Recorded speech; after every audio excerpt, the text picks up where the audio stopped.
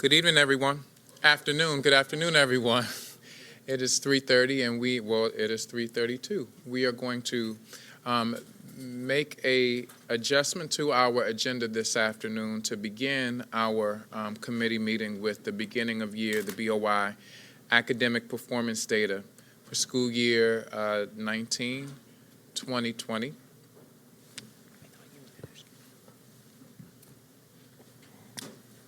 Okay, so thank you, Commissioner. We're excited to spend some time with you guys today and to share publicly the academic performance data for the beginning of the year administration of our assessments. We're also fortunate enough to have one of our schools represented once again, so you're going to hear from them as a part of this presentation as well. So I'm first going to turn it over to Heather Nolan, Director of Knowledge Management, to introduce herself and ask the other team members to do the same. Great. Hello. Good afternoon. Heather Nolan, Director of Knowledge Management in the Office of Achievement and Accountability. Good afternoon. Beth Sappy, Director of Math. Good afternoon. Janice Lane, ED of Teaching and Learning, and Ashley Cook will be joining us in just a minute. Okay, great. So we'll get started here. So as Teresa was mentioning, this is our beginning of year academic performance data, but before we dive deep into our performance data, we wanted to take a bird's eye view and again orient everyone to some key assessment terminology that was shared over the summer when we were presenting on the district's assessment strategy for school year 19-20. So as a district, we cover a number of different types of assessments, and these different types of assessments give us very rich information about our students and what they are learning, but within specific lenses. For today's presentation, we're really going to be talking through some results from our diagnostic assessment.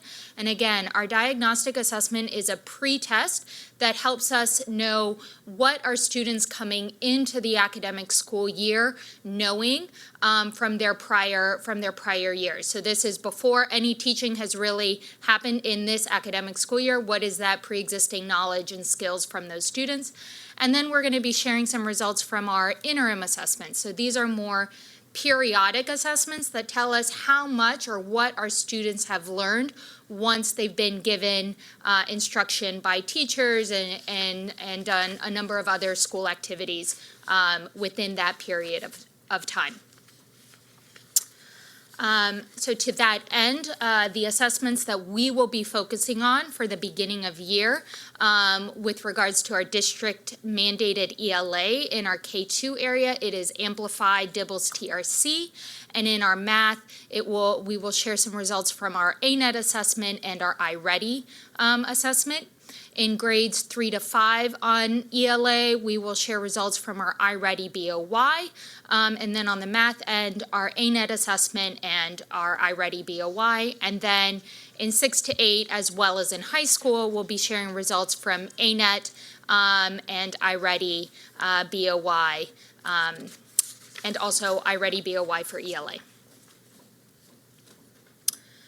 So just orientation again on our iReady assessment. So iReady is tested for ELA in grades 3 to 8 and 9 through 11, as well as in math for grades 1 through 8 and 9 through 11. The frequency is that we require that the beginning of year is assessed for all students and that the middle and end of year is optional. This is a type of assessment that's known as a diagnostic or interim, in that it measures progress of a student's mastery based on a broad range of skills from the beginning of year to the middle and to the end of year. And it is able to tell us kind of what is that chronological grade performance of that student and pinpoint the student's ability level. So as a district, how we use the results from our iReady assessments is it helps inform our intervention supports as well as professional development. We also utilize the iReady assessment data in the beginning of year or at any point in time to help place students in particular grades. So if they're transferring in from into our school district, we administer the iReady assessment to help with student placement. We also utilize iReady results for our choice process, as well as for our gifted and advanced learning identification. Our school leaders utilize the iReady results to help inform the strategic investments through the budgeting process, also implement their tiered intervention supports to students, and inform the collaborative planning and ILT meetings that they conduct at their school. Among our teachers are utilizing iReady to support differentiated teaching, so thinking about what are some skills that they teach from a whole group level versus a small group. They also utilize the iReady results for progress monitoring students, so how much a student has grown within the year. And there's also a resource available on the iReady page that's known as the iReady Toolkit that helps pinpoint some instructional strategies based on the student's performance of iReady to help support in their instructional delivery and small group. And then at home, what parents can do with the iReady results is parents are able to receive from their school a student report that gives them the overall placement and overall performance level of their student at various points in time in the school year. And then they also have access to a family center web page that helps give them some resources around what to do based on that placement level and grade level information for those students. So when we look at our iReady reading results, we are seeing over time, as this is an assessment that we have administered for the past several years, but in just looking at from school year 17-18, beginning of year, how our students performed relative to now, we see that among grade 5 through 11 students, 45.7% of those students have gained 2+ grade levels from 2 years ago. Within our students with disabilities, we see that 23.9% of those students have gained 2+ levels. So there is annual growth from year to year occurring. However, when we look at just this beginning of year data from school year 19-20, we see that 14% of our students in grades 3 to 5 are demonstrating on grade level status as of the beginning of the school year. And then when we look at this in relation to our grades 6 to 8, a little bit above 15%, so we're at 17% of our grade 6 to 8 students demonstrating on grade level status. When we take a look at our iReady math results, again, similar to how the structure is for iReady reading, we see that 46.8% of students in grades 3 through 11 are gaining 2+ grade levels. So they're gaining approximately a year's worth of learning from 17-18 to 18-19, and then 18-19 to 19-20. Among our students with disabilities, that's 21.6% of our students that have gained that 2+ grade levels. When we take a look at our beginning of year results from this school year, we have about 6% of our students in grades 1 through 5 demonstrating on grade level status. And in grades 6 to 8, there are 12% of our students demonstrating on grade level status. So this is a trend that we have seen year over year in that we have a large population of our students that are performing 2+ grade levels below. But Janice now will share what our district's approach to intervention is for those students. So I thank you, Heather. I think that you have seen this intervention chart before, but just as a reminder to orient you, if you look, the green column is the universal, so the core instruction that happens, looking at for all students and looking at the ongoing progress monitoring, as you see, that happens 3 times during the year. The frequency of intervention happens in classrooms, in small group, in whole group, really identifying what data sets we have and thinking about the customized needs that students have.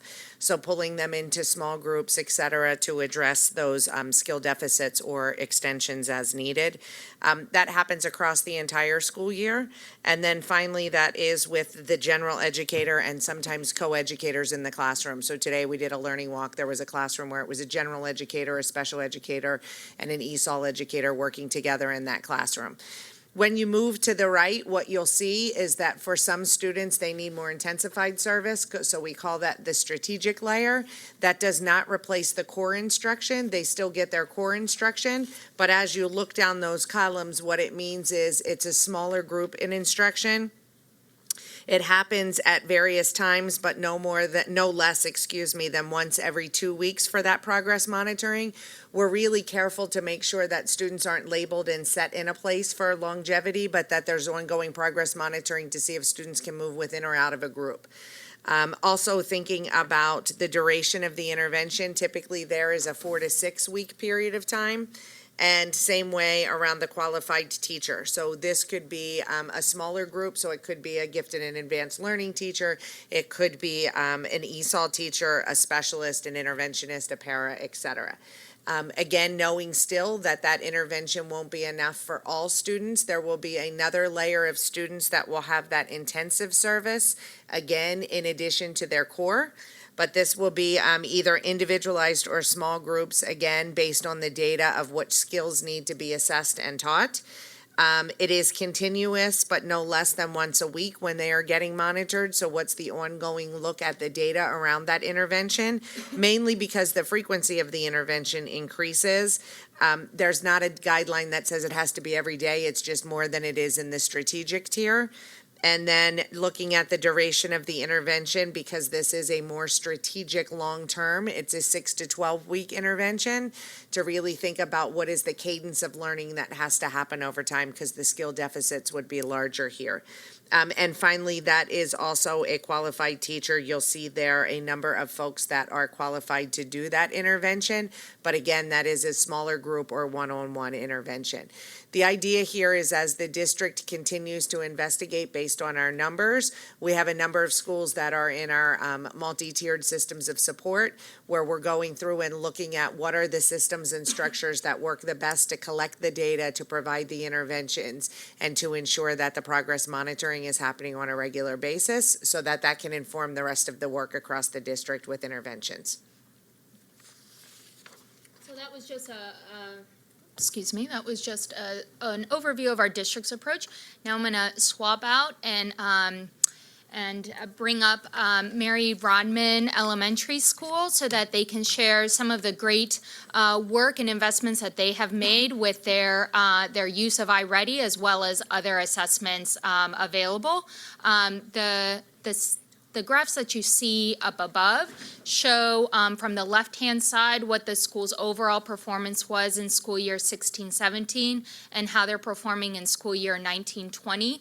The orange line represents the percent of students at the beginning of the year that started 2+ grade levels below, and at the end of the year, the percent that ended 2+ grade levels below compared to what percent of their students started at or above and ended the year at or above. And so as you can see year over year, that there is a big drop in the percent of students 2+ below and a significant increase in those students at or above. So this is just an example of just one of our very many schools that are moving our students along and accelerating their learning throughout the year. And let me pass it over now.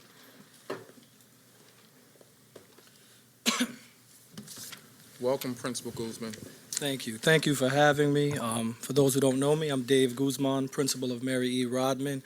I'd like to introduce Ms. Kelber. Ms. Kelber is our Ed Associate. She leads a lot of our professional development, and she's currently supporting in a long-term sub-capacity for a teacher who's out on maternity leave. I'd also like to introduce Ms. Courtney Coleman, who's also a leader in our school, leads some professional development as well, but essentially is our 4th grade social studies and literacy teacher. And I know I wanted to speak and give some context to some of our work, but I felt that it would really be imperative to bring other leaders in our building who could speak with from a teacher lens and another leadership lens. So just to give some context, in 17-18, Mary E. Rodman was a turnaround school. In year one, we zero-based, so we had essentially a brand-new teaching staff. One of the reasons that I opted to really leverage iReady is because I knew bringing in a whole slew of teachers from different places, that was something that everyone had some exposure to. The district had been using iReady for at least 2 years, and I felt that in some capacity, everyone could at least speak the same language around that tool. What we noticed was that based on park data, 85 to 90% of our students were performing at the lowest levels, so they were at the 1 and 2. And that told me that not only did we have kids who weren't proficient, but we had kids who were well below. So we saw significant amounts of our students performing 2 or more grades levels below. We know that iReady is adaptive, so the lessons are adaptive and meet kids where they are, as well as the assessments. When they take their diagnostic 3 times a year, they're able to get an assessment, and it's adaptive based on how they perform. So we just felt that this would support a slow and steady progress outside of the grade level curriculum. Obviously, we know for a 4th grade teacher such as Ms. Coleman, she has to present 4th grade curriculum. We also know it's a challenge when you have kids who are performing, unfortunately, at the kindergarten and 1st grade level. So we felt the iReady lessons would be a great tool for all of our teachers to use. So we paired the diagnostic. I know the district uses it for 1st through 5th in math, is it?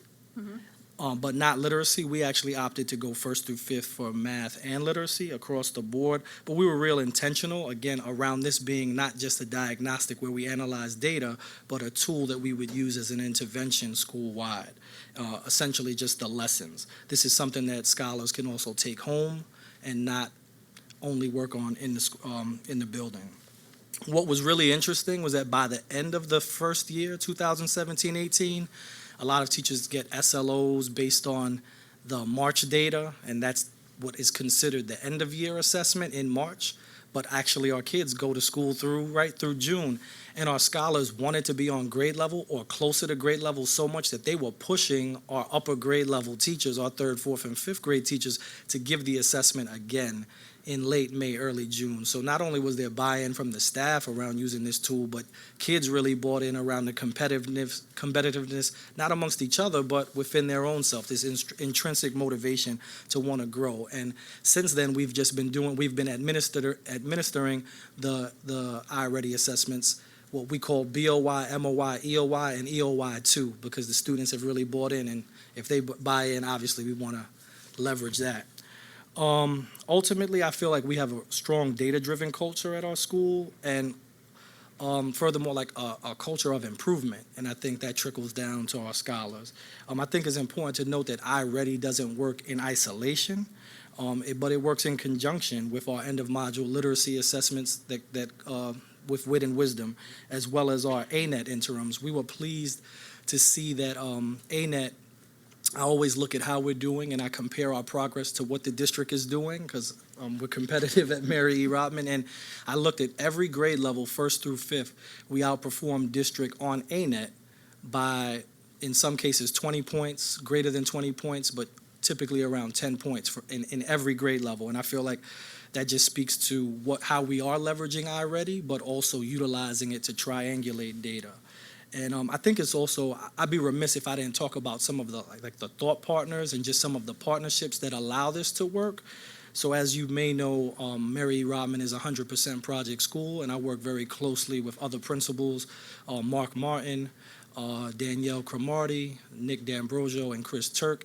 And it's for me as a principal, it's great to know that I have a network of 4 other strong leaders that I can pick their brains and kind of leverage where their strengths are.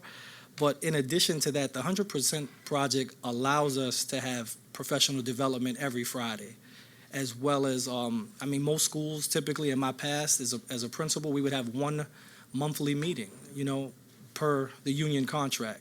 With our schedule, we're able to meet, have collaborative planning for an hour with each of our grade bands per week, as well as our Friday professional development, which is usually an hour and a half to 2 hours. So I think thinking about everything that allows this to happen, there are also systems and structures outside of just the tool itself. Also a strong partnership with UMBC, which supports my leadership in terms of just delving deeper into math data analysis. So I think I've said more than enough. I'd love for Ms. Kelber and Mrs. Coleman to speak a little bit from their perspective.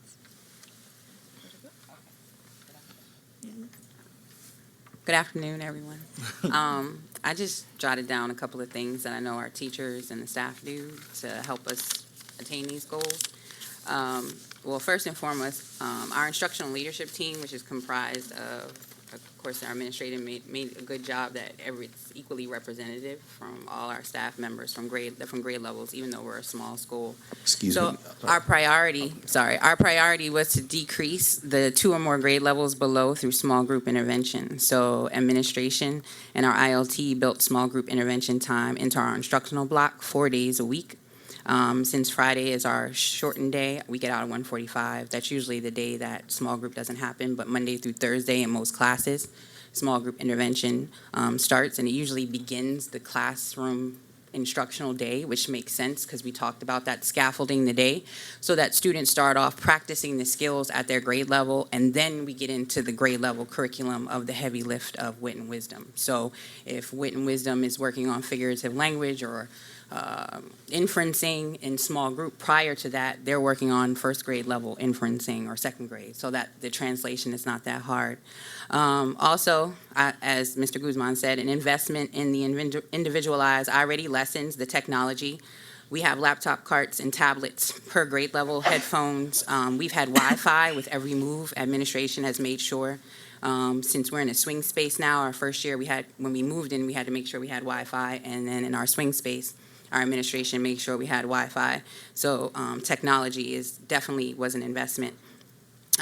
Students are given opportunities throughout the week to complete lessons during intervention block, at least 30 minutes per week. So a lot of teachers have their intervention block scaffolded in a way, for example, for me, the students that I have in my classroom that are in kindergarten or first grade level, they'll get on iReady 2 days of the week during that intervention block, maybe for 15 minutes, but another 15 minutes they're doing something else. So it's not just during that small group. Teachers are working in groups with actual maybe a closed reading activity, but there might be 5 students over in the corner who are doing their iReady lessons. Then there's also times where the whole class is on iReady because we need to get that time in. So that small group intervention time, the lessons are used strategically. Administration has provided daily 1-hour planning periods in addition to, as Mr. Guzman was saying, on Friday, we plan typically from 2 to 4. So this is my 20th year teaching, and I've never had an hour planning period every day until I came to the 100% project 3 years ago, and we are also compensated for it, but it does make a difference when you have the planning time, you have the preparation time. So the investment in making sure that teachers have daily 1-hour planning period. So we have 5 resources. The students also have 5 resources. Teachers create action plans after students are assessed and collaborate to share or research best practices for intervention. Teachers' action plans for small groups are informed by iReady diagnostic data as well as other data such as DIBELS and ANET. Teachers analyze data from various assessments and present that data and their action plans to grade level teams and the entire staff. We also share all of our action plans and our data on our Google Drive, so if anybody needs help seeing how to, what interventions, what strategies, what they can use. Our skills and standards to be taught during the intervention block are prioritized by aligning the skills identified using iReady with our current grade level curriculum being taught, as I stated. We prioritize the skills that we need to teach based off of what is the skill that's being taught in wisdom for this module. So let's look at in iReady what they're deficient in sort of as a prerequisite, maybe pre-teach. iReady lessons teach skills standards that the curriculum does not address but necessary for reading growth and success. So we kind of look at the curriculum as the goal. Everybody has to have the 4th grade, but there are so many gaps within. So, for example, in 4th grade, if students are expected to write a paragraph, but I also have students who can't write sentences. So, whole group, that's the goal. I will scaffold and model and give you copies and scribe for you, but during small group intervention, you're practicing writing sentences or getting to the point of a paragraph so that you're prepared when we get into whole group instruction. Teachers and students monitor time on task and pass rates of lessons. So We're very used to monitoring the reports. We can see how much time students have spent on a lesson. Oh, you spent 30 minutes on a lesson and you only got a 57. What do you need help on? Or congratulating students who pass lessons. Teachers provide incentives for completing lessons ranging from a high five to a homework pass for passing a certain amount of lessons.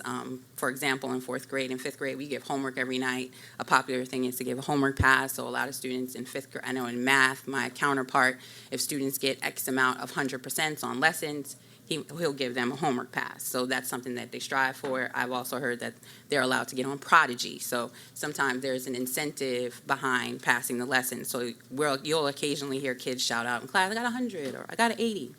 iReady lessons provide privacy for students far below grade level to practice necessary reading skills. For example, students in 3rd, 4th, or 5th grade practicing kindergarten or 1st grade skills. That's another reason why I think this tool is good for all grade levels. I think about students that have left me that are in 8th grade or high school, and they might be embarrassed. Well, not might be. They're embarrassed if they're below grade level. These lessons provide discretion.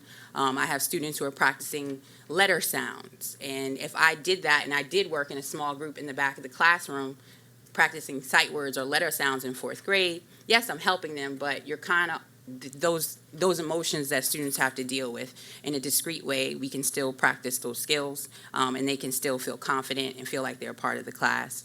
Students asked to get on iReady to practice and share the scores of their completed lessons. It also provides enrichment opportunities for students at or above grade level. In my same class, I have a student performing on a 6th grade level overall and an 8th grade level in comprehension of informational text. And I also have a student on a kindergarten level. So now I don't have to worry about leaving that student behind who's on the level or above level, as often does because the teachers are so concerned with the students who aren't on grade level. Now the students who are at grade level or above grade level can also get enrichment and keep pushing. As Mr. Guzman said, as we know, iReady is adaptive. And I tell the students that it will, just like a video game, it will push you as far as you keep going.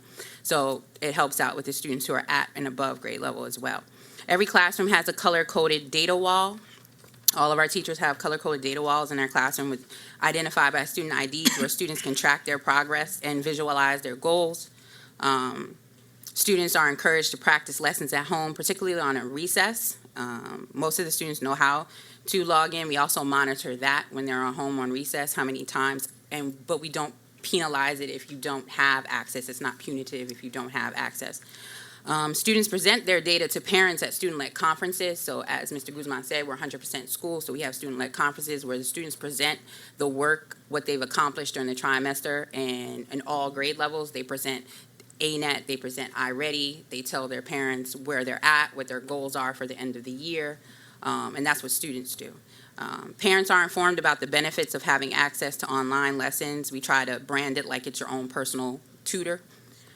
It's used as an after-school intervention this year, and since we moved into the swing space, it hasn't been as successful as it was when we were first at Mary Rodman. We opened up the computer lab, and it was essentially after-school tutoring intervention for a lot of students who go across to the rec. So it was a good way to have an after-school intervention. 1 hour, I would set a timer, 30 minutes, all grade levels, 30 minutes of reading, 30 minutes of math, 2 to 3 times a week.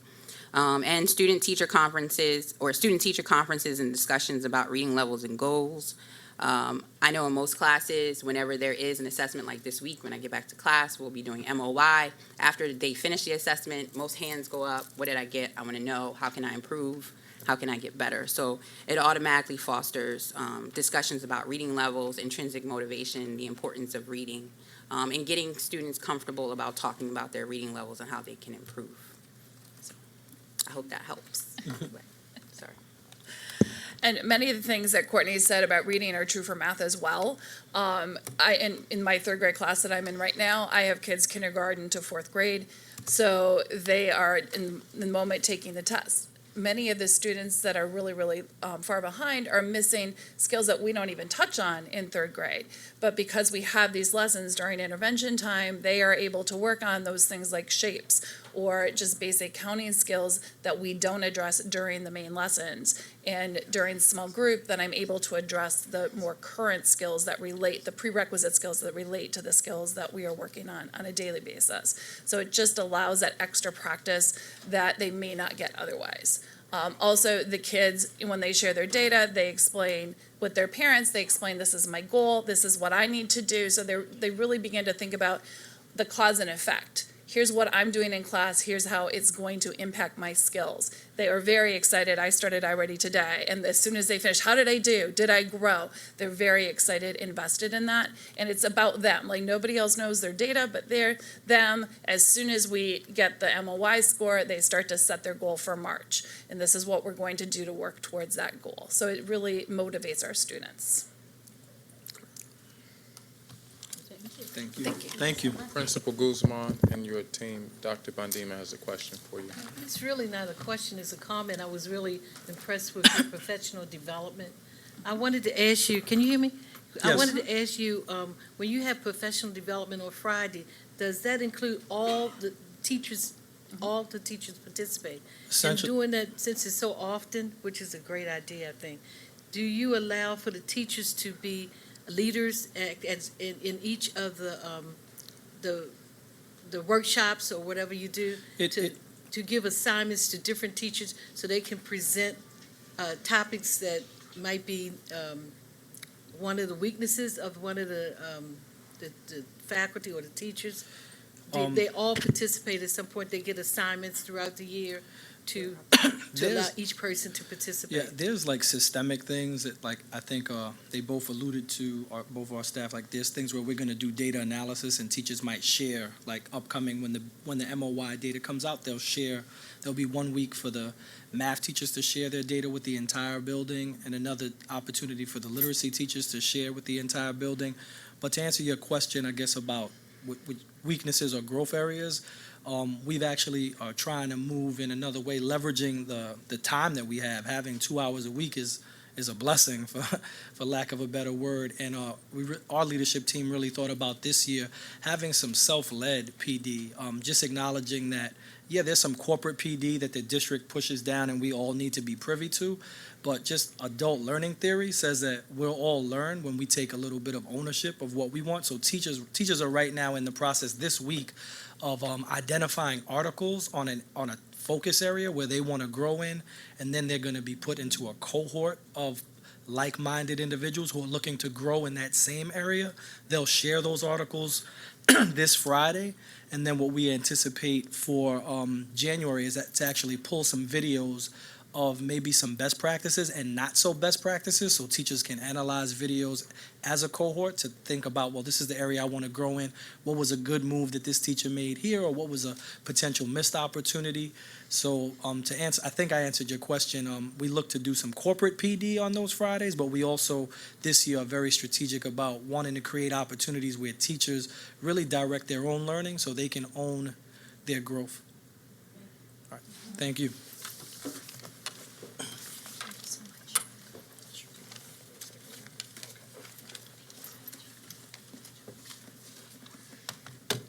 Alrighty. So we will breeze through the other data slides and talk more about what we're doing with this information. We're now going to transition to our Amplify assessment. So this is for grades K to 2, given 3 times a year. It's a diagnostic at the beginning of year. So what are the students coming in related to the foundational reading skills?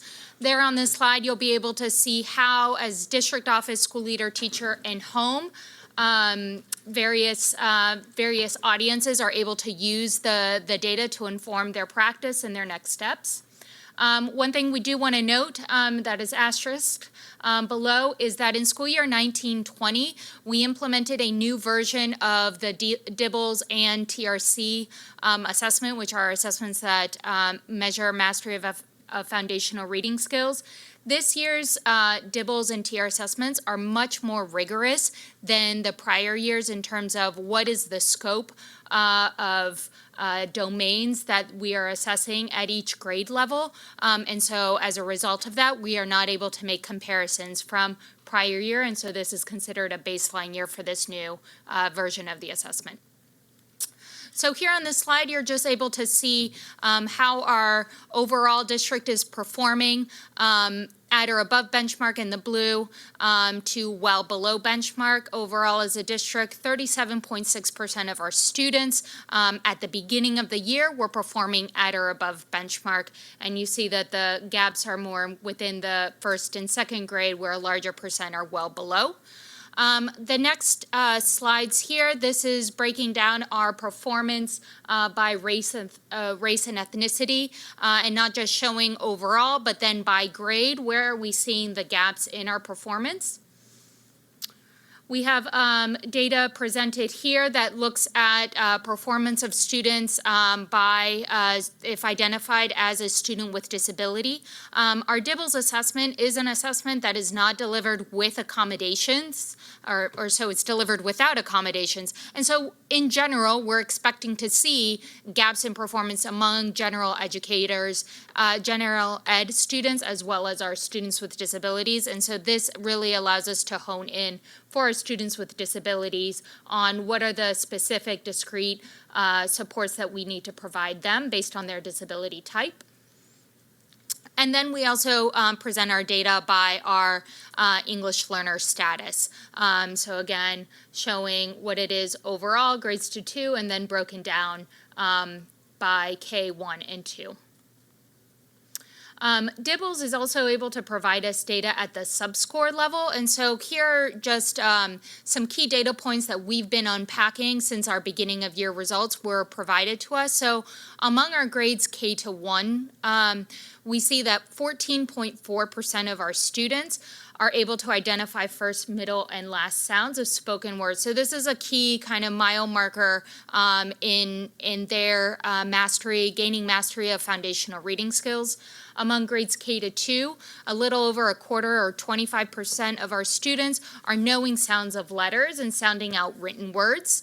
And then also looking among our grades K to 2, 21% of our students are blending sounds together to form the whole words. So these are some key domains that we are going to be monitoring throughout the year to measure the progress of individual grades as well as grade bands.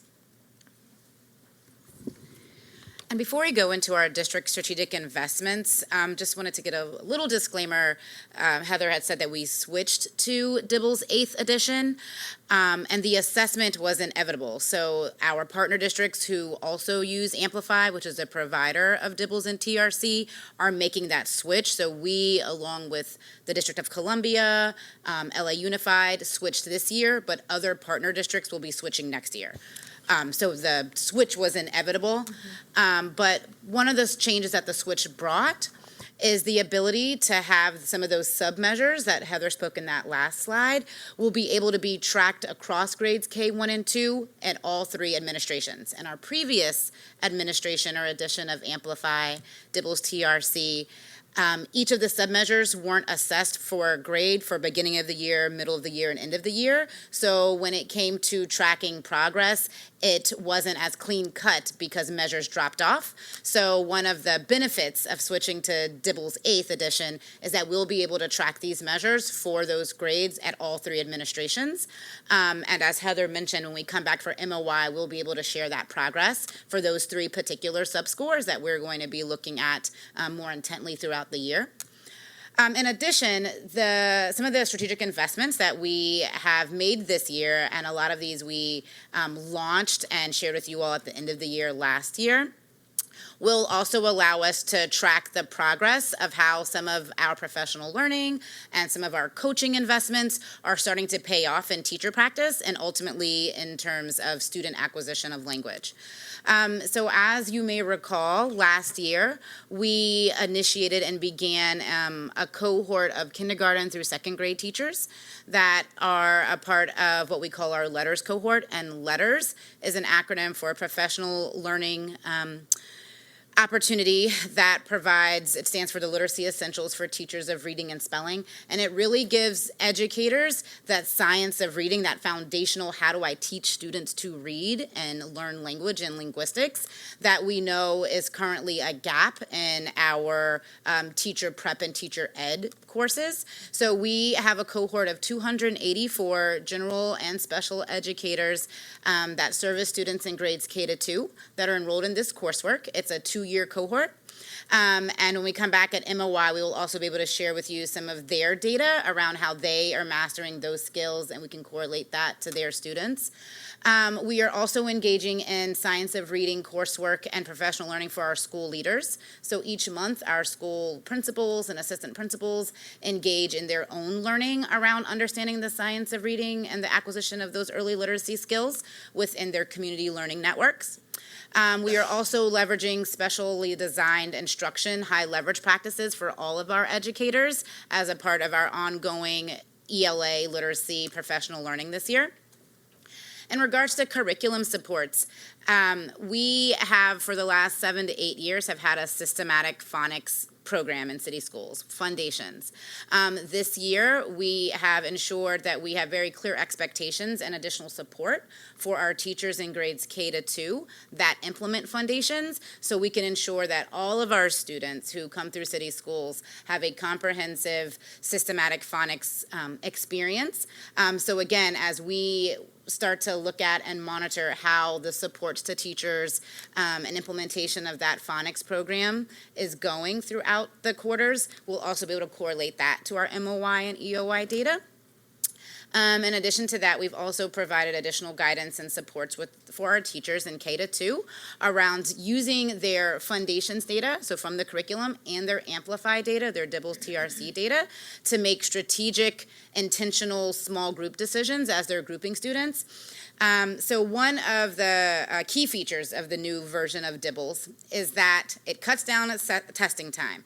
If I'm a student and I am struggling with letter naming fluency, in our previous edition, students had to keep muscling through that even if they hadn't mastered those skills yet, so they were being assessed longer than they needed to. Now, it's adaptive in nature to where there's a gating feature, so if that student is struggling early on in that particular submeasure, the assessment will stop, we'll give that indicator to that teacher, and with our guidance around professional learning and using that data, we're helping support teachers identify, now that you have this information about this student, what are some of the practices and the level of instruction that that student might need in small group instruction. So we're really ensuring that all of our professional learning supports, our coaching supports for our K to 2 teachers are helping them make those really smart decisions with the student data that they have.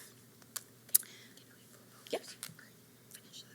Oh, I'm saying, so the last kind of like addition to that, another group that we will be able to report back on and track throughout the year are the 9 schools that are receiving our targeted kindergarten coaching and our schools and Community Learning Network 3 that will be receiving some additional intervention supports and interventionist training. So all of these investments around teacher professional learning and intervention we will be able to correlate to throughout and with our MOI and our EOI data for Amplify this year. And then the last assessment that we will be covering today is our ANET assessment. This is given to grades 1 through 8, Algebra 1, Geometry, and Algebra 2. It is an interim assessment, so this was delivered, or it was administered for window 1 a couple of months after the start of the school year. So it is assessing a student's mastery of particular standards that were taught within that specific time frame. Similar format as the other slides, but you can see how district, school leader, teacher, and home are able to use the results and what resources are available. When we look at our ANET results, the measure that they provide us is the average percent correct. So of all the items that were assessed, what percent of those items on average were answered correctly. And here is, you see the breakdown within our elementary grades as well as our high school. In elementary middle, we do call out specifically our 8th grade students that are taking an Algebra 1 course and so are assessed on Algebra 1 assessment. So you see overall among grade 1 through 5, the average percent correct is 50%, and that's a similar trend in the Algebra 1 for our grade 8. And then among our high schools, it's roughly around 37% as the average percent correct. Here is data that is broken out by race and ethnicity, again, by grade band among our Black, Latinx, white, and others. So again, overall, you see a higher average percent correct among our white compared to the Black and Latinx peers. And then we also provide this breakdown between our students with disabilities and our gen ed students. And then here is a breakdown of the performance among our English learners to our non-EL students. This is a couple of our data slides that look at the performance over time. So at this same point of time in window 1 from school year 16-17, how are we performing window 1 in school year 19-20, so that you can see among our grades 2 to 5 that we are trending upward in the average percent correct is increasing. And then the right-hand side really calls out some key mastery standards that students in specific grades are able to do as a result of administrating, as a result of the window 1 administration. So for example, students in grade 2, they're able to read and write numbers to 1,000 using base 10 numerals, number names, and expanded form. Among our grades 6 to 8, you can see a similar trend upward in our grades 6 to 8 in the average percent correct, as well as our grade 8 Algebra 1 students, where 49% average percent correct as of the 2019. You can also see among grade 8 just an exponential increase in the number of students from 18-19 to 19-20 that are taking the Algebra 1 course, and so the ANET assessment. And then here is our trend for our high school students across the content areas. Again, similar overall trends of an increase in the average percent correct over time across the windows in these 3 years. And I will quickly go through the district strategic investments. So as we have conversations in the past around curriculum and assessments, that we want to make sure we are implementing Eureka Math to ensure that all students are receiving grade level specific content each day, while teachers are working to identify small groups, as you heard from Mary E. Rodman, some strategies they're using to help identify where there's struggles within those standards. So looking at those foundational standards and honing in on those to help support the grade level content. Also, our focus on the data cycles, as we've talked about that again or earlier before, really utilizing our data. So Heather showed a couple of the standards that we pulled out, but teachers are doing that in school. So when they get their data, they're identifying specific standards where they still need to focus, because those standards are going to be coming up again later in the year and also in future years. So they're designing plans to make sure that they are re-engaging students around that content when needed. Some of the professional development that we're doing align to looking at the data, so really identifying where are the gaps that we're seeing. Is it around student misconceptions or teacher content knowledge? So really diving into that data and looking at that to design our navigating academic planning sessions that we create for teachers. So we have the bi-weekly virtual navigating academic planning content that we push out through Google Classrooms. And we've been really looking at the data and identifying what scopes and progressions of math do we really need to focus on with our teachers to help support them as they build their content knowledge. Also honing in on the standards of mathematical practice and leveraging the math teaching practices is a way to engage teachers and students around the actions that should be happening in classrooms.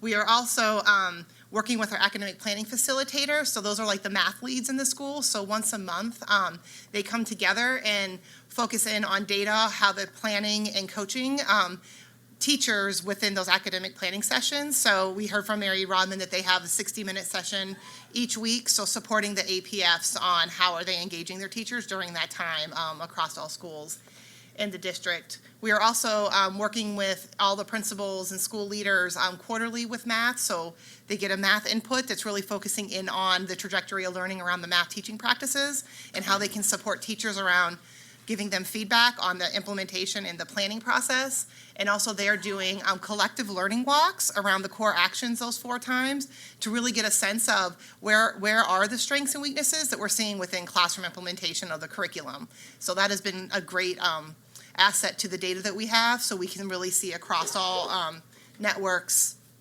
how implementation is happening and where we can leverage areas that we see that we need to grow. Lastly, around some targeted school supports. So I know we talked before around the algebra access for all cohorts, so that is building the capacity of middle schools so they can offer honors math and advanced math in middle school in that trajectory to get to Algebra 1 by 8th grade. So we have currently this year, we have 22 schools in our cohort. We meet with the teachers that are teaching these classes each month, building their content knowledge and helping them plan together in a professional learning community. And also, we have a partnership with Stevenson University, which is really exciting because they're building an online course with us to help support teachers so that they can get secondary certified. The majority of the teachers teaching middle school math are not secondary certified, so this will be a great enhancement to the teacher as a professional to build their resume and their capacity to teach high school courses and be highly qualified. And lastly, we are working with leading educators through a grant that we got with the Gates Foundation around content cycles. So really working and looking at the middle school content right now and focusing in on small cycles, so 12-week cycles of content to help really deepen teacher content knowledge around specific content seminars, but then also what is the feedback loop that we're giving to the academic planning facilitators that are implementing this with the teachers, and also how are we giving teachers feedback on the implementation in their classroom. So these cycles will start in January in collaboration with leading educators as a way to build capacity across the district. Great, and so we will continue to support data-based decision-making across specific initiatives, also refine our own professional development based on the data findings from these key assessments, gather learning, as Ashley was mentioning, from some targeted district supports, and then we'll be back sharing with you our middle-of-year update in May. Thank you. Thank you. We're looking forward to some increases in student achievement by May based on all of what we heard today. So thank you all. Thanks. Thank you. Oh, I'm sorry. Commissioner Cheney, our chair, has a question. I'm sorry. 2 quick questions. One was around the targeted early literacy coaches, and when you were describing, and you mentioned in terms of targeted kindergarten. I just wanted to know, is there some correlation to what some of the data from the kindergarten readiness in terms of the schools that were selected? And is it possible to find out what those schools are, which those schools are, so as we're making visits, we could maybe just see what's, be alerted to what's happening? Yes, we can make sure, we can send you guys Okay. the list of those schools, as well as the rationale of how we identified those schools. Okay. To clarify, so we initially started out with them targeting K teachers, but as the coach has been in the buildings, a lot of her support has been leveraging the first grade and some of the second grade classrooms as well. But yeah, we can get Okay. you all that list. Okay. And then the other list I would just be interested in is are the 22 schools you just mentioned around the middle school algebra access. Sure. Okay. Yep, we thanks. can definitely send that to you. Please forgive my manners, commissioners. Are there any additional questions for the staff? Thank you all. Ready for our science update?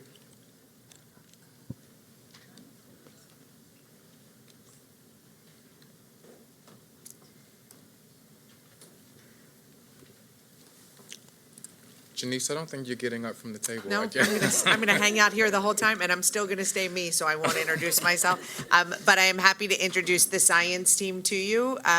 The science team has done an amazing job lifting the work across the district, is here to share some of the updates around curriculum, professional development, ongoing work that they're doing. I know that we are far behind time right now, so I'm going to ask them to summarize some slides and move quickly, so that we can get through the next 2 presentations on time for you all. All right, so we're going to, we're going to provide an update on what we're doing to accelerate science outcomes for students over the next 3 years. This is in service of our goal of providing all students who graduate from city schools with training to become citizens who think like scientists, and give them options to be able to pursue STEM careers successfully. So to do that, we have 9 through 12 science curriculum, which we provide to all schools. Our elementary science curriculum is called SABES, and iQuest is our middle school science curriculum. Both of those curricula were developed with support from the National Science Foundation. We co-developed SABES with Johns Hopkins University, and iQuest is commercially available from Activate Learning. We've written our own curriculum for biology, chemistry, and physics. All of our curricula is based on the next generation science standards and is designed to prepare students to meet those performance expectations. So the units are designed around phenomena where students end up investigating questions, trying to find answers, and designing solutions to problems and challenges, just like real scientists and engineers. I know we're short on time, but we still need to take a minute and celebrate a significant district investment in science. Teaching and Learning has purchased the iQuest curriculum, and we've completed that rollout to our middle school this year. So current 8th graders are the first students that are going to have had 6th grade, 7th grade, and 8th grade iQuest curriculum. We also need to take a look at where we are right now. The Maryland Integrated Science Assessment is given across the state, and performance has been quite low. And it's approximately 4 times lower in Baltimore City Public Schools. I want to note a couple things. This data is from 2017, 2018, even though I made a typo and said 18, 19, and that first line right there, I apologize for that. But this is a baseline data. So it doesn't represent full implementation of the curriculum. So the 5th grade MISA isn't a test on 5th grade standards, it's a test on elementary standards. And the 8th grade MISA tests standards from 6th grade, 7th grade, and 8th grade. Our elementary schools are still rolling out the elementary materials, and our 8th graders currently are the first ones that have going to have 6th grade, 7th grade, and 8th grade with our middle school curriculum. So this doesn't represent full implementation of the curriculum, though it does indicate a sense of urgency that we need to go moving forward to make improvements. Our goal over the next 3 years is to focus on getting to full implementation and making it so that the taught curriculum, the written curriculum, and the assessed curriculum all come together to provide an integrated learning experience for our students. And now Kevin Garner is going to speak to you about some of the strategies the science team is employing to get us towards full implementation. Good afternoon. The materials are required for implementing curricula. Currently, schools are responsible for purchasing all materials of instruction. And as Joshua said, the Teaching and Learning made the initial purchase for iQuest, ensuring that all traditional schools would have required materials. To guarantee that elementary schools have materials and continue to replenish consumable materials like fish for dissections, we're looking at or exploring options for doing a more centralized procurement for K-8 science materials. As we said, materials are important, but equally important are assessing and adjusting for instruction.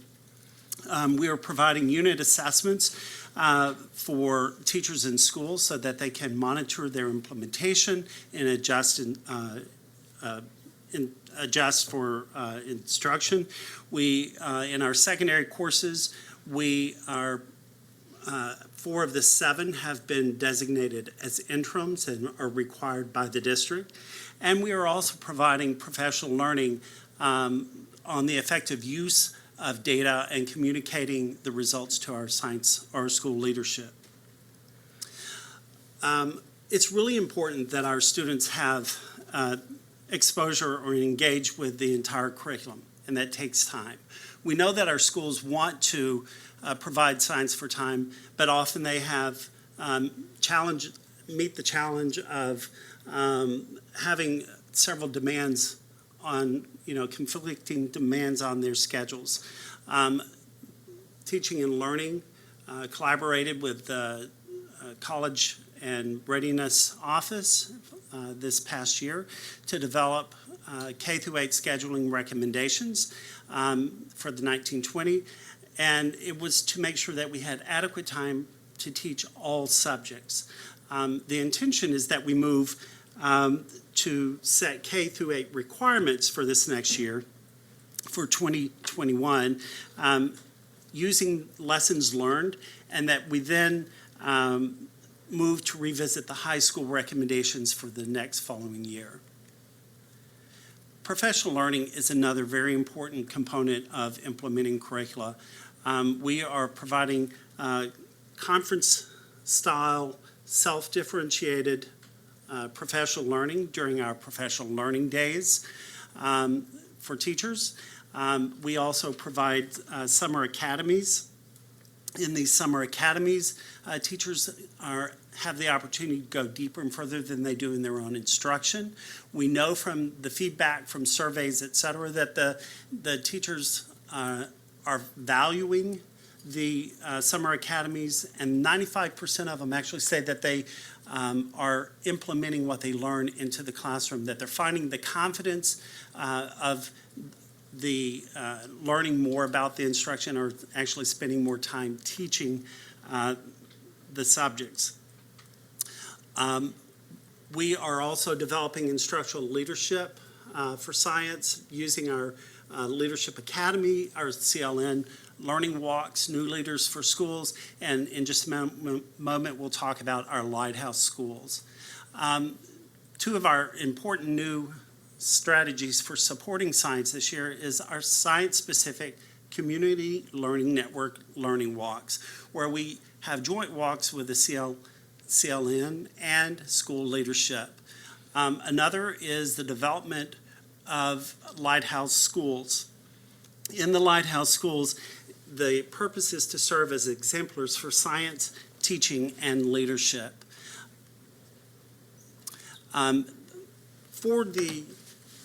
We currently have 2 schools that have agreed to be lighthouse schools. That selection was based on a number of criteria, including their access, or them having the materials for the curriculum, for providing instructional time, and having the teachers that have the experience, or teachers with experience. The science office will be supporting these schools with frequent learning walks, providing feedback with them, for them, and also learning how to analyze the data, or helping them analyze the data to make instructional decisions. We've been making partnerships for quite some time in science to help enrich and enhance our curricula. 3 of them I want to highlight. One of them is with the Carey Institute and George Washington University, with support from the National Science Foundation. We are integrating earth science into the chemistry curricula. As Joshua noted, we also are working with Johns Hopkins. We collaboratively designed the Sabes Elementary curricula and are in the process of reformatting that for potential commercialization. This year we have partnered with the Achieve organization, and the reason for that is to help us assess our NGSS implementation and strategy to improve our instructional materials, professional learning, and instructional supports. And now Joshua's going to tell you quickly about our community involvement and launch of the Be More STEM ecosystem. All right, so back in February, City Schools helped launch the Be More STEM ecosystem. It's a network of volunteers that are working together across Baltimore City to develop STEM opportunities for students here in Baltimore City. So we had representatives from 7 sectors that together make up the STEM community in Baltimore come together and propose ideas for work groups that we need to address together. So we have 5 work groups now. They're all listed there. And some of the things that we have accomplished already is we now have curriculum-embedded STEM experiences. So we've taken the science curriculum and we've integrated opportunities at some of the partner institutions that is directly connected to the curriculum and established a transportation fund so that one of the barriers to schools participating has been overcome. There's still opportunities for schools to sign up now. It's until the money is gone kind of opportunity. And any schools listening can go to baltimore.org/cityschools to check that out. Also, if any of you guys have any organization or individuals that you think would be interested, please help spread the word. We've just got started relatively recently and we're still trying to grow. We're really excited about what we can do together working with the community to develop opportunities in science and engineering for our students. Now, you've heard a real quick condensed version of our science plan. Do you have any questions? Dr. Von Diemen. You know, I have a couple of comments to make. Some of you answered, thank you for your presentation. You answered many of the questions that I was going to ask you anyway. I am an advocate for partnership, and at some point, I would like to see every single school in Baltimore City have a partnership with some organization. I'm very involved with NSF, and I see that you talked about NSF, but I would like to also see if we could, and you're probably doing what I'm getting ready to say, develop a partnership with colleges in the community, and you already have some, but it would be nice if every college in Baltimore, because the beauty of being in Baltimore is the fact that we have so many great colleges right here in Baltimore, and every single college in Baltimore should be partnering and participating in some form with Baltimore City Public Schools. And it would be nice if we start from elementary. I started elementary scientist program years ago, and I got my funding from what's the shoe store? Payless Shoe Store, Payless Shoe Source at the time. So even though it's a shoe store, they participated in science. It would be great if we could, and I know that you don't have the staff to go out searching for all of these activities and partnerships, but it would be great if we could do that so that we can get the materials. And you mentioned something about transportation, and that's critical, especially if we run programs on the weekend or after school, which I don't know if you're doing that. But I appreciate the fact that you're partnering with these schools, especially Hopkins, and they're already involved. UMBC is involved, I'm sure. Is Towson involved? BCC involved? Baltimore County, even though they county, they participate in some programs. Loyola is sitting right there, and they used to be involved in activities. I don't know if you have them on board. Do you? So thank you for bringing that up. It's actually been really wonderful having Be More STEM as a operating principle, right? So we've been able to bring all these institutions together and invite them together. And so we've had opportunities like you mentioned Loyola, right? Mm-hmm. They heard about, we want to do this robotics mentoring thing. So I hear from the chairman of the work group, who is former vice president at Northrop Grumman, that someone at Loyola is doing robotics. Is there an opportunity for them to work with us and connect them with our robotics specialist, right? Well, and so having this network it facilitates making those connections and developing those partnerships. We certainly want to develop more, and we are a little bit capacity limited as far as the ecosystem is right now. We're trying to grow that.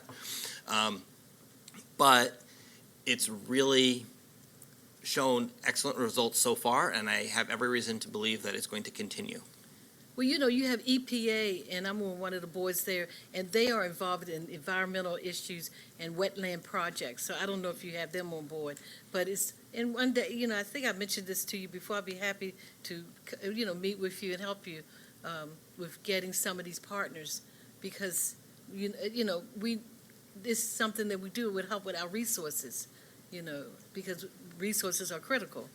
So I just want to put it out there. I think I mentioned it before, that if you need any help with that, I would be happy to do that. Thank you. I'd be happy to talk to you further about potential partnerships that we may have not explored yet. Yeah. Okay, thank you very much. Commissioner Chenya? I have the same type of question I had before. You mentioned the 2 lighthouse schools for the project. Are you free to share them? Or I mean, if you don't want to do it publicly, fine, but it'd be nice to know which schools they are? So we're started with 2, and we're trying to grow it. The focus for this year is really developing the capacity at those schools so that in future years we can bring in other schools to see their successes and do programs like peer observation programs for both school leaders and for teachers. And so we're working this year with Carver High School and Mount Royal Elementary Middle School. We might expand that list, but those are the 2 that we've settled on so far. Commissioner Roberts? Thank you all.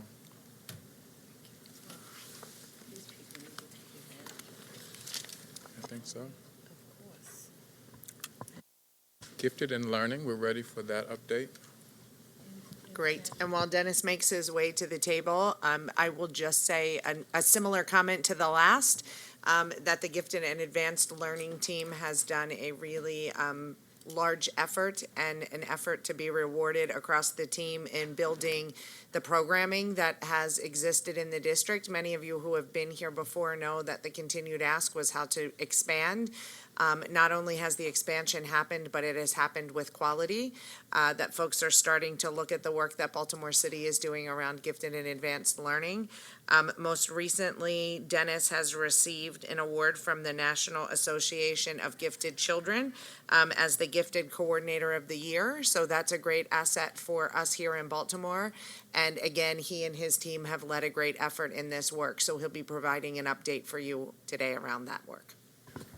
Thank you. I want to also just say that a few of our commissioners have to be in several places tonight to represent the board. So some may have to step out during the presentation. So I just want to preface before you start. Thank you. I appreciate that. I won't take it personally then. My name is Dennis Jutras. I'm the coordinator of Gifted and Advanced Learning for Baltimore City Public Schools. And I would like to thank Janice for calling out the award, but I want to be honest and say the award is really a reflection of the work that you'll see represented in these slides. It's the efforts of our Title I office and the forthright and the forward-thinkingness of Baltimore City Schools to leverage those dollars in a creative, appropriate way, the use of Title IV grant dollars, the incentivization of identification by giving extra weighted dollars to schools to help resource them more appropriately. It's the efforts of my team members who are not able to be here today because actually we have a Get to Know Gifted night at Commodore at 6 o'clock promptly. So Joyce Jackson and Ray Limer were not able to be here. So I want to call all those people out because this is a huge effort by many, many people. So I will try to do this as quickly and as painlessly as possible. This is a slide that we use all the time, but I do want to call out that we are very cognizant as city schools about twice exceptional learners. These are learners who are identified as gifted, but also have learning disabilities. I would be remiss if I don't call that out every single time because these are students that we miss if we are not cognizant every single time. And I've already referenced the fact that we've been very proactive in using Title I and Title IV dollars. And so again, kudos to the district for understanding what the intent of those dollars are meant to be. Just a quick synopsis. We come to you every single year. Last year when we presented, we had 77 schools that we referred to as GAL sites, Gifted and Advanced Learning sites. Today, jump to the end here, by this January, we'll be at 122 schools. So essentially, every single every Title I school, 112 of them, will be fully resourced to be able to provide services and supports for gifted learners. That means a GAL starter kit of materials of 80-plus research reference books, M² M cubed, which is an award-winning math accelerated curriculum, but it's meant to be used in a heterogeneous classroom.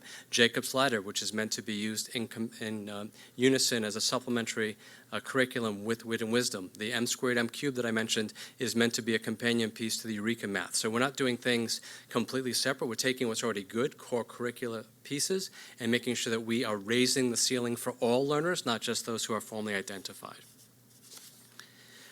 This is a map that, oops, it just jumped right to the, that's fine.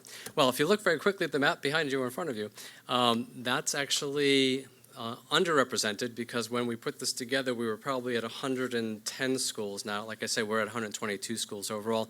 But the important part on this map for those joining us virtually is the fact that we have representation, we have advocacy, we're working to build that equity in those areas that have been historically, traditionally under-resourced, under-financed, under-supported, and under-identified.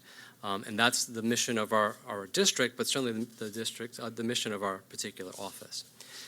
E-Gate, we are happy to say and proud to say that we have a number of schools, 19 schools that have been recognized by the state of Maryland as excellence in gifted and talented education. It's a lengthy process. We had 4 schools that submitted for this year.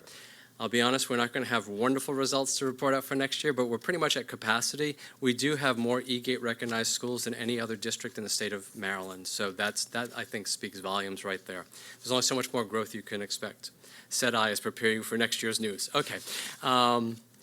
This is just a slide we always include, mostly as an archival reference for parents and community members that want to see what our breakdown is for gifted, advanced, and talent development.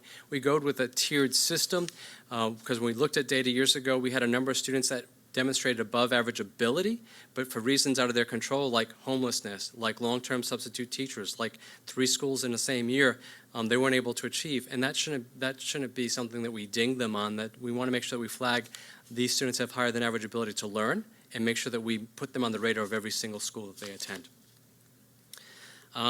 Small print, apologize for this.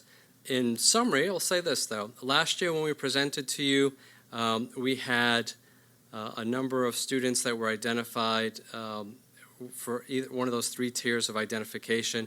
And this year, at the time we put this together in October, we had 4,816 students formally identified. I'm going to say just in the short time since we had to prepare this in October to this morning, we now have, as of this morning, 5,156 formally identified gifted, advanced, or talent development learners. That's an increase of 340 just since October alone. We're in the middle of our big screening season, so our goal is usually 500 to 600 additional learners that we can flag, primarily in kindergarten, but if you're in our district, whenever new data comes in, we crunch those numbers to find out who we can qualify and put you on the radar of our schools. I will say right now that raises our identification rate. On this slide, we were at 6.1, which was up from 5.3, which is up from 4.6 the year before that. Actually, we're at 6.8 as of this morning. We're still below where we need to be equitable, to be in compliance with the new COMAR, which came out this summer, which I had a hand in helping to co-author. We need to be around 7,500 students. So we're not there yet, but we're growing in that direction. Speaking of, would you talk about the testing a little bit? Certainly. And I remember you mentioning the testing last year. Yes. Can you talk about the testing, how students are able to test to be identified? Certainly. At the individual school level? Certainly. We are one of the districts, not every district does this. Now COMAR does require it, though, is universal screening. So years ago, this is now 3+ years, and I thank those members who've been on the board for a while, and Linda shaking her head and remembers all these conversation pieces. But in order to be equitable for our students, it can't simply be upon the fact that a parent has requested testing. So we take that out of the equation, and we have been testing now. This is our 3rd year of testing every single kindergarten student in the district. 3 years prior, we had done 2nd grade across the spectrum, but we have found from our own analysis that when we tested kindergarten students, we have about a 10% hit rate, meaning that they're hitting at a ratio that we'd say is above national norms for above average ability to learn. When we waited until 2nd grade, we've hit about a 5.6% identification rate, and I'm sure you'd agree that 10% of our kids being found is better than 5.6% of our kids being found. And so we try to find them as early as possible. The Naglieri is a nonverbal abilities test. It's online, digital. Takes about 30 minutes. Most students finish in about 22. We do open it up. It's extended testing for those students that have the need for extended testing. Essentially, it's a series of puzzle pieces. It's looking to see if students are able to recognize comparisons, looking at sequences and patterns. It's based on analogies thinking, and I thank you, Commissioner, for raising this issue, because one of the things that I'm happy to report is we did a pilot over last year in spring with pre-K students, and we exposed them to analogies thinking because unlike when I went to school, we don't do analogies thinking in schools as much anymore. And we're not talking just verbal analogies, but figural and pictorial analogies. And any kind of ability assessment that's nationally normed and is valid and reliable is very heavily predicated upon analogies understanding. So we exposed 8 schools worth of pre-K students to analogies thinking, and then we gave them the Naglieri, and we looked at the prior year's data to see how many kids were maybe flagging versus after they've been exposed to analogies thinking as well as computer access before we actually sat down and tested them. And as a result, we saw increases in 7 of the 8 schools. One school had a statistical anomaly piece that I can't report out on. It just confused everyone, and Teresa's looking at me too. But we saw promise, and I will say the following. I have to give a shout out to Harlem Park and Principal Logan, who took us at our word and followed through with what we've been saying to schools. Like, before you test the kindergarten students this year, please give them these lollipop logic lessons, give them this exposure to analogies thinking. And so last year, Harlem Park only had one kindergarten student that flagged. This year, after they exposed students to analogies thinking and computer access, they had 7 students in kindergarten that flagged. That's a tremendous increase, and that's the work we're trying to bring to every single school. So I have to give a shout out to Harlem Park, the principal and the school leadership there, for taking some of the lessons we learned from our own pilot and applying it the way that we want to see.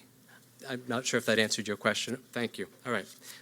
That's great. I can skip the next several slides then. So yeah, the long and the short of it is that we're not quite where we need to be. There's something called an equity representation index. We're not at that level yet. We're doing well when it comes to our students with disabilities. We're doing well with our English learners. We're doing well with our Hispanic or Latino students. We still have not yet broken through. We need to be with our African American students. Right now, we're hovering at 57%. In order to be at that equity representation index, we need to be at 62% or better, basically a 0.8 factor. And there's a new report that was released out of Purdue University. It's circulating the media right now. We shared it with schools last week as a sobering piece. But part of cracking that puzzle is that analogies exposure to making sure that students are not being tested on, oh, how do I use a computer? Oh, how do I think about analogies? But really, how am I thinking? And so if we get rid of some of those barriers, we feel we can really make some inroads on that. But this is a conversation happening at the statewide level as well. So we haven't solved it yet, but we're moving in that direction. So how can we improve? Again, the pilot analogies that I talked about. We're incorporating, and a shout out to the Early Learning Office. They've allowed us to embed in their new pre-K curriculum starting this spring, bringing the primary talent development units, which is analogies based, so that our pre-K students will start even before the year before we test them, those analogies exposures that we know are going to help to unlock some of these hidden talents of the students. So a shout out to the Early Learning Office for partnering with us and allowing us to kind of hone in on their territory to help us find more of these students. I mentioned earlier that all 112 GAL sites or Title I schools, these are the things that they have, these resource kits that include 80 plus titles for learning. Our big push is for individualized learning plans. And the ELA team and the math team have worked with us to allow us to create overlays. So as I mentioned before, the M squared M cubed math material and the Jacob's Ladder ELA material are now working more seamlessly with the core curriculum. So teachers don't just say, oh, I've got a box of stuff in the corner of the room. I don't know where it plugs in. The overlay kind of helps them figure out what the pre-assessment is, how to differentiate, and the resources are physically at the schools to help differentiate. Just some quick data pieces over here that we had OAA queue up for us. Just a side-by-side comparison of how those students who have been formally identified stack up against those who have not been formally identified on PARC.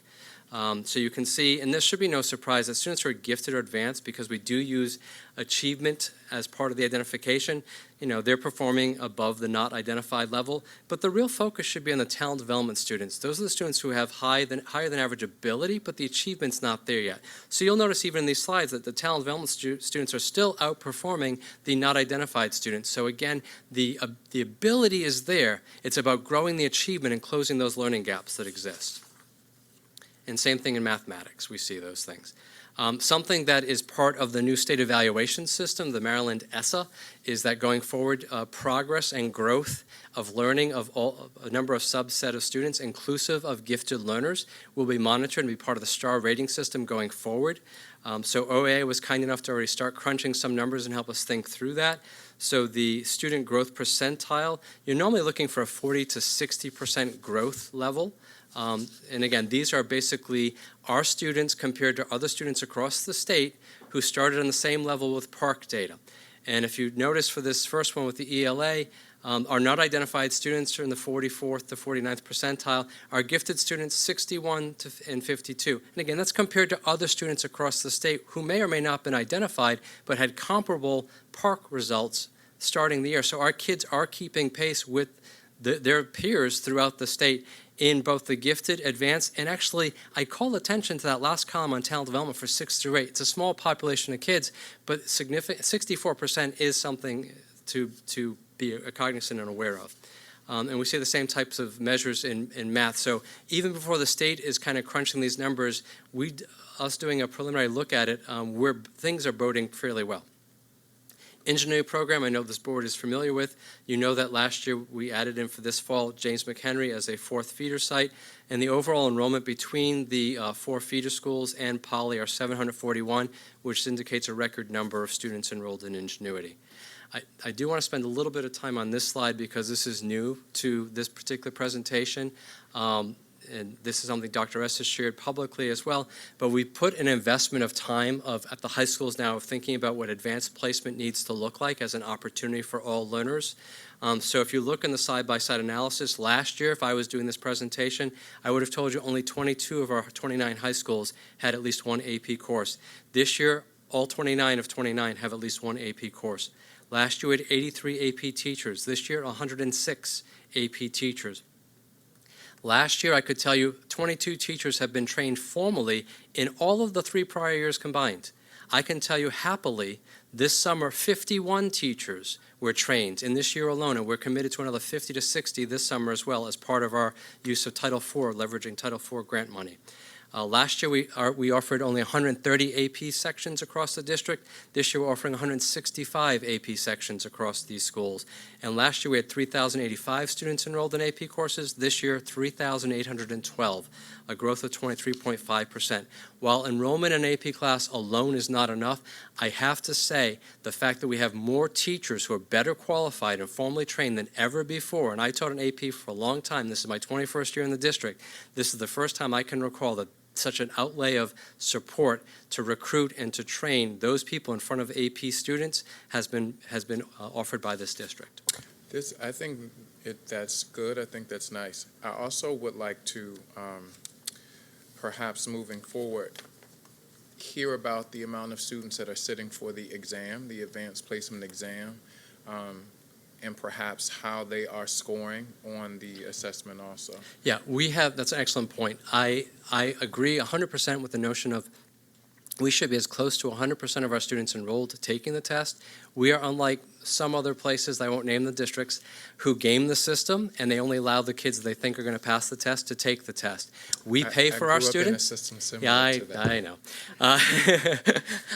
We pay for the students to take the test. There should be no barrier to the students taking those tests. If we've done our job, those students should have the rights. They have the right to take the test and see how well they could do. I will offer this caveat, though, Commissioner, that I would not expect to see significant shifts in the 1s and the 2s to 3s and 4s for another couple of years, only because we are allowing access for all. I'd much rather have a student who, as a teacher, has been prepared and the student wants to challenge himself, who may be 2 or 3 years behind where they would normally be, but if the teacher I know has been trained, that experience will be valid and will help bridge the gap for that student's success in college. I'm not going to see those numbers increase, I don't think, for a couple of years, but by all means, we need to report them out.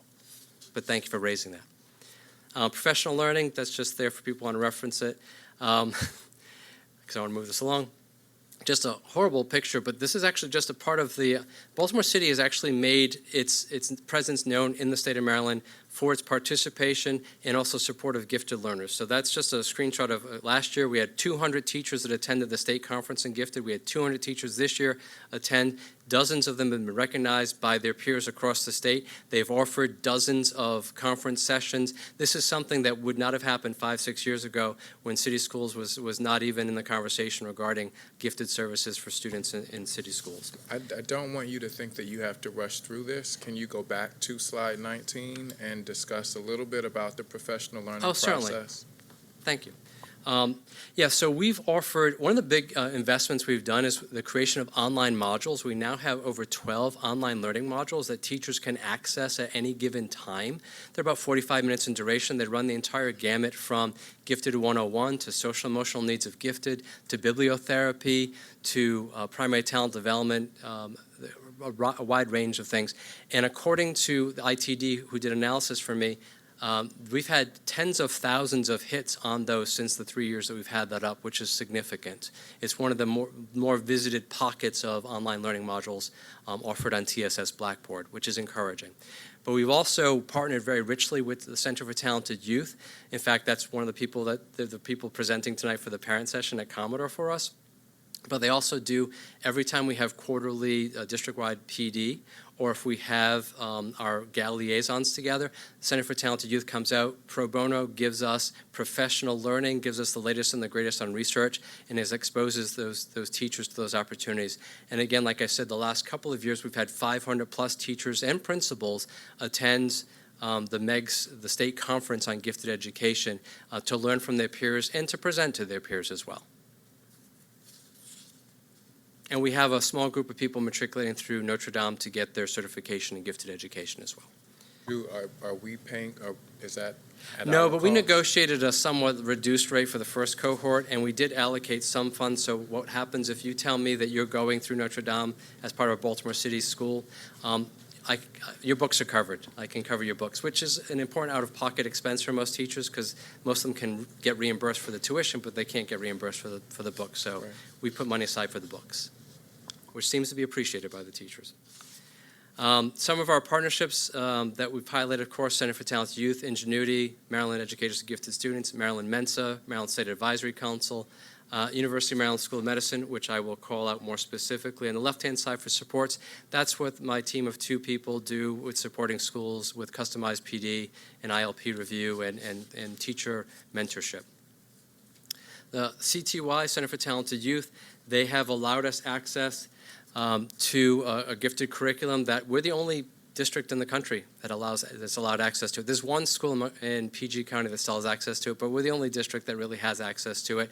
And the end result of it is to take students who are not traditionally identifiable, expose them to rigorous learning, and then be able to, on a more traditional screener, identify them. I think I've shared this anecdote before, but I do want to share it again, that when our students have matriculated through the CTY Emerging Scholars Program, and those students qualify to go for free summer programming through CTY. CTY asks their teachers if they can figure out which kids got there through the traditional, they tested well versus the Emerging Scholars way, and they can't. Our kids are indistinguishable from the kids that tested into the program. And in fact, some of the kids that got flagged as, oh, this is a kid that must have tested well, they were in fact our students from Baltimore City who would not have tested into the program initially, but grew into the program, which is what we're trying to do. And I will say that, 3/4 of our CTY Emerging Scholar sites are Title I schools. We've been very cognizant to try to keep it to where we have the greatest need. Next slide is a CTY Emerging Baltimore Scholars Program. Ray Limer led the charge. We were awarded a $399,000 grant last summer. We were just notified that we're renewed for this upcoming summer. So we're able to basically find about 180 students who are rising first, second, and third graders, expose them to the summer learning opportunities, again, to grow them into identifiable gifted learners. Even if we don't identify them, it's about providing them the experiences of enrichment and to grow. And we'll be looking for our next cohort we'll be adding rising fourth graders this year, and if they're renewed the year after, rising fifth graders after that. And Gwynns Falls and Commodore John Rogers pose as the host for those, but we had more than 23 different Title I schools represented at those LEAP sites. You must attend a LEAP school, a Title I school in order to attend the Baltimore Emerging Scholars CTY Summer Program. The other partnership I want to call out is the University of Maryland School of Medicine. They support more than 20+ schools, actually 26 schools this year. They go in once a week to these future doctors, work with some third and fourth grade students who've been identified by the school, whether formally or informally, and they mentor them for a week. They do for an hour or so a week. They do science experiences. They just get to know them really well. It's a wonderful learning experience. We've heard very good things. I'm not going to read the items on these things because I was told I have to wrap, but there are comments that we've solicited from teachers, from parents, and from students. The big takeaway there is that for those people responding to the survey, and we get hundreds of people that respond to it, they do see a value in what their schools are doing. They do see a value in the individualized learning plans. Students feel re-engaged, the ones at least responding to the survey. So that brings us to our next steps, goals, and challenges, which I swear is the wrap-up here. So So I want to, next year when I present, I don't want to tell you how many GAL sites we have, because as far as I'm concerned, every single school in the district should be serving the needs of gifted and advanced learners, period. We don't present out on how many special ed schools we have, but every school works with special ed students. That's the same approach we need for gifted. So next year, I'm just going to give you a highlight of how many E-Gate schools we have, because that's the next level that our schools need to attain, is that excellence in gifted and talented education. Universal screening will continue. We need to hit that 10% mark and continue to identify students, aggressively identifying students. Again, we're going to keep the talent development model so that we at least are putting every student that has higher than average ability on the radar of these schools. We will continue to use the Title I dollars and fair student funding. We need to be better on the accountability piece for the fair student funding. I'll just leave that there, but that piece is not yet locked in place, but schools are getting $400 extra per identified student, and the onus is on schools to use those dollars appropriately for these formally identified learners. Implementation of ELA and math overlays and ILPs, individualized learning plans, with fidelity. So I don't want to say to you next year we have these things. I want to say we're doing these things, and here's the evidence that it's working. We're 5 years into this. Now it's about outcomes. And then finally, normed expectations for honors, continued implementation of the AP program plan, and expansion to virtual learning opportunities. It's something I've been dabbling in this year through the grants office, using some Title I dollars where appropriate and Title IV dollars to accelerate individualized learning when appropriate, and to give students experiences, especially in middle school, like into sociology. Our middle schools are not staffed so deeply that they can offer those experiences, but we have students that want to learn those things, and virtual learning seems to be something we can offer to those students. There is a video that we're not showing due to time, but I would call the public's attention, your attention. It just highlights the summer learning CTY Baltimore Emerging Scholars LEAP program that we offered this summer. I thank you for your attention and happy to answer any questions you might have. It's a 3-minute video. I would like to see the video. I think we have a few minutes to do that. I believe Joe has it queued up. Hello, this is Jacqueline Hammond, and we'll take a look at a new program designed to help find, nurture, and develop talented students across city schools. It's actually the first of its kind in the world. So let's step inside Commodore John Rogers and take a look at the Baltimore Emerging Scholars Summer Program up close.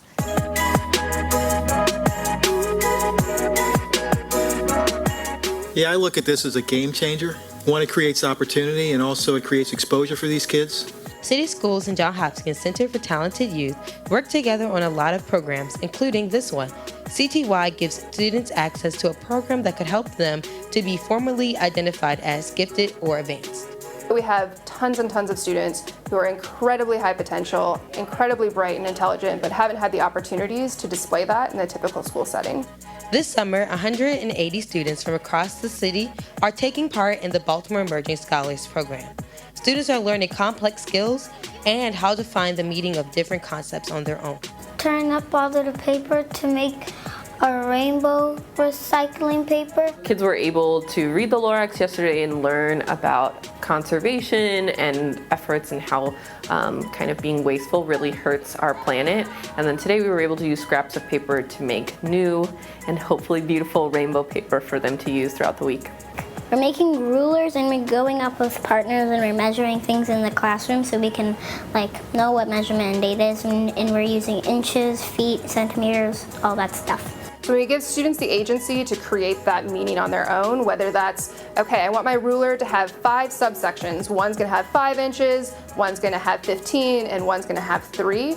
It allows them to understand the concept and that goes behind measurement of how do we use tools, how do we use different measurement units to actually use in different scenarios. You're pouring milk into a pie plate and then you put some dish soap and food coloring, and the food coloring explodes. What they were really learning about was chemistry. So the students have spent the last few weeks learning about different acids, bases, the periodic table, and now they're putting that into action with an experiment that shows them how acid mixed with bases can result in a chemical reaction. Another great thing about emerging scholars is the diversity of the students and how they feel welcomed and cared for. When we talk about equal opportunities, that's what we are talking about with this program, and that's something that I can see. We can see diverse children coming from different backgrounds, different social status. This is a safe space for kids to have fun, to learn, and to build friendships that hopefully are going to stick with them and that they're going to continue to build upon year after year. They're going to want to keep pursuing those opportunities where they're available to them.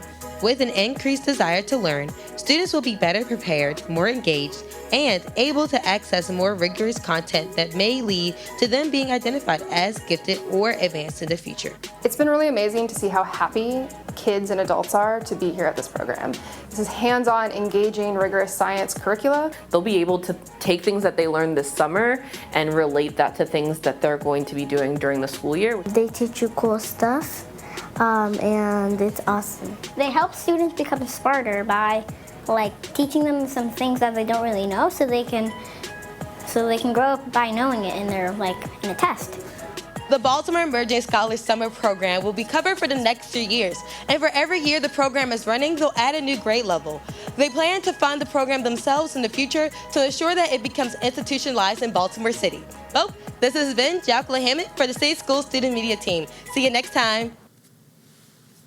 Thank you. Thank you. Joe, we're ready for procurement.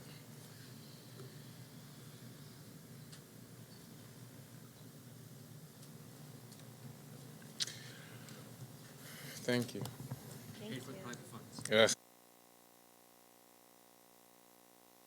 I just want to let folks that may be in the room waiting for the COMAR session that starts at 5:30. We're still in the Teaching and Learning Committee meeting, so I just want to be clear. Thank you for being here with us, by the way. Joe. Good afternoon. I'm Joe Vogel, Interim Director of Procurement. There are 8 items on the agenda for this evening. The first one is a contract increase with Project Numa from $952,000 to $1,235,220 annually to continue to provide social emotional learning activities and experiences to young male of color in grades 4 through 8. The board approved this contract on January 22nd of 2019. The contract term is January 23rd of 2019 through June 30th of 2022. The increase is due to additional schools wanting to use the vendor. The next item is a contract with Equal Opportunity Schools that promotes supports to school leaders to identify and enroll students who can succeed in advanced placement or the International Baccalaureate courses, but are not yet enrolled for reasons related to race or socioeconomics. The estimated contract annual cost is $150,000. The contract term is December 11th of 2019 through September 30th of 2020. Next item is a contract with Project Lead the Way. Joe. Yes, sir. Back to the number 2. Why just for a year through September 2020 for number 2? Because you know how some they may go through a little longer. Typically, yes. Yeah. Danny Heller, College and Career Readiness Office. We are funding this through a 1-year grant received by MSDE. So through our budgeting process this year, we'll determine whether we want to continue this work for future years. And would Thank you. Thank you. Never mind. I actually should not have asked that because it's actually in the larger procurement document, not on the agenda document. Thanks. Thank you. Okay.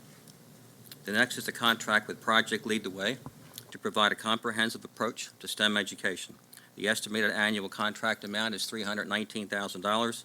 The contract term is December 11th of 2019 through June 30th of 2022. Next is a contract with Springboard Collaborative to provide 30 schools, K through 8, with after-school and summer programming options. The estimated contract amount is $2,917,500.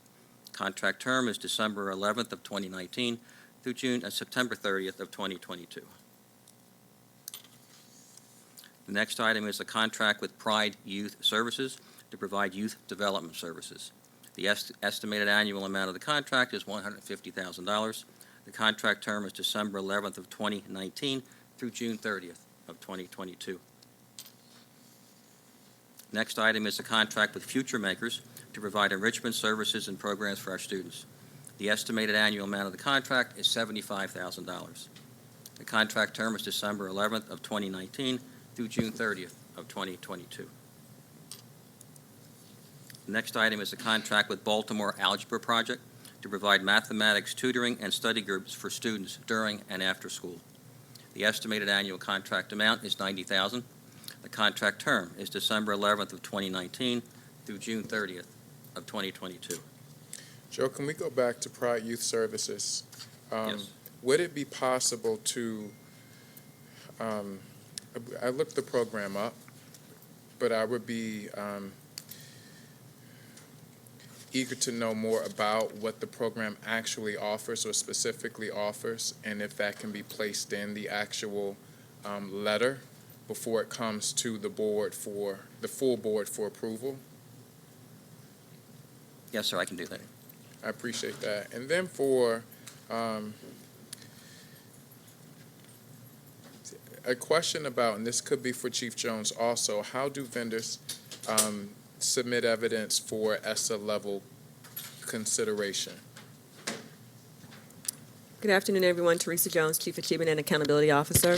We have an online email address that's mentioned on our website. So if you go onto the procurement section, it tells you about doing business in city schools. Mm-hmm. There's a section there that if you're interested in participating and you want to be considered for ESSA evidence, there's an email address that then you would send your documentation around any existing studies that you have, et cetera.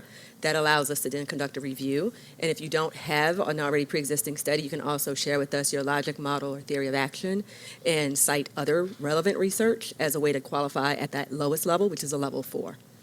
And all potential vendors don't have to do that?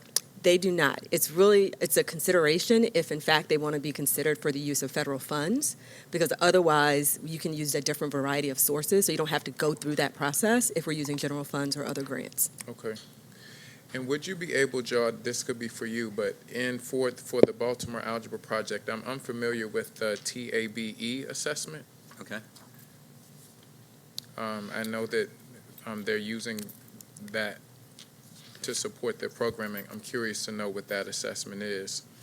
And then also, I know I'm familiar with the work of the Baltimore Algebra Project. I think they do good work.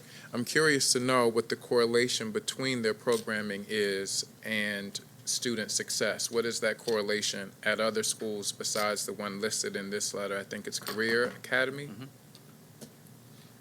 I'd just like to see a little bit more as to how they're working throughout all of the schools that they're partnering with, and not just that one. And then I'm also curious. I'll add that to the letter, yes. I appreciate that. And then how are they marketing their programming to schools within the system? So I know that you can choose, schools can choose, programs as needed as we award, the procurement. But I'm curious to know how they're marketing their program. Okay, I can do that. I'll add that. I appreciate that. Also with ESSA, we also have language in our solicitations to that effect. So they're seeing that up front when they submit their proposals to us. And then the last item is a competitively solicited contract with CNC Advocacy Incorporated and Southwest Partnership Incorporated to provide community schools lead agency services. The estimated annual contract amount is $480,000. The contract term is December 11th of 2019 through June 30th of 2020, and it includes one-year renewal option. I understand the need for us needing to do this. Now I get it. I'm curious to know what the other proposal submissions were. I'm curious to know what they were. For this contract? Yep. We only received these two, sir. So that was it? Yes. Okay. It was easy to choose. So it was easy to choose from. And that's why you sat down, because you didn't have to come up. Well, I'm curious also, two things, and then I'm done. Do vendors use all of what they're approved for? When we approve procurement awards, do vendors use all of that? And what happens if the amount that we awarded isn't fully used? Correct. If that's a clear question. Yep, that's a great Okay. question. When we come to the board, we anticipate how many schools are going to use a service, kind of a crystal ball. So if we do not use what we ask the board, then that money is not spent. That's very clear. So when we come back for additional money, like the first one here, additional schools wanted to use the program more than we thought, so we had to come back and ask for more funds. Very clear. And then is it possible to get a list of the after-school and summer programs that we've approved through the PQS process over the past 4 years? I'm sorry, past 4 years? Mm-hmm. Especially with Just the summer programs? Yeah, the summer and after-school programs. Okay. Because since I think like there was RFP or the process, it started last year, I think November of last year or something like that, around that. And I know that we received with some additional grant money, different things have happened and changed. So I'm curious to know if we could if I could see them. And I think it would be healthy for the board to also see, because we're still getting some proposals and some letters for them. Correct. That PQS process, unlike the IFBs and RFP, is a rolling process. We kind of keep a pot of vendors there, so we look forward to see how many contracts are ending. And we usually do PQSs once, sometimes twice a year, so we have hopefully a good supply of vendors so that they all don't expire at the same time. Sure. That's helpful. Okay. Thank you. Commissioner Roberts? Commissioner Richardson is also coming to our committee meeting, even though she's prepping for the next meeting. Do you have any questions, Commissioner Richardson? Thank you. Thank you, Joe. Okay, thank you. We had a very fruitful conversation this morning. With Joe. Our next meeting is scheduled for January 7th. There are 3 items on the agenda currently, and that is our summer learning evaluation. We're going to look at our summer programming from last year and how it was evaluated, pluses, areas for growth, things of that nature, things that were that. And then our 2020 plan. Also on the agenda is discipline and suspensions. We're going to receive an update in regards to that. And then policy KRA, early learning. Apparently we'll receive an update for that. And as that stands, if you have any more questions? No. Anything? No? We're going to adjourn our meeting at 5:23. No one has signed up for public comment in advance, and we also have a COMAR hearing scheduled for 5:30. So we want to make sure we're prepped for that. Thank you. The meeting is adjourned.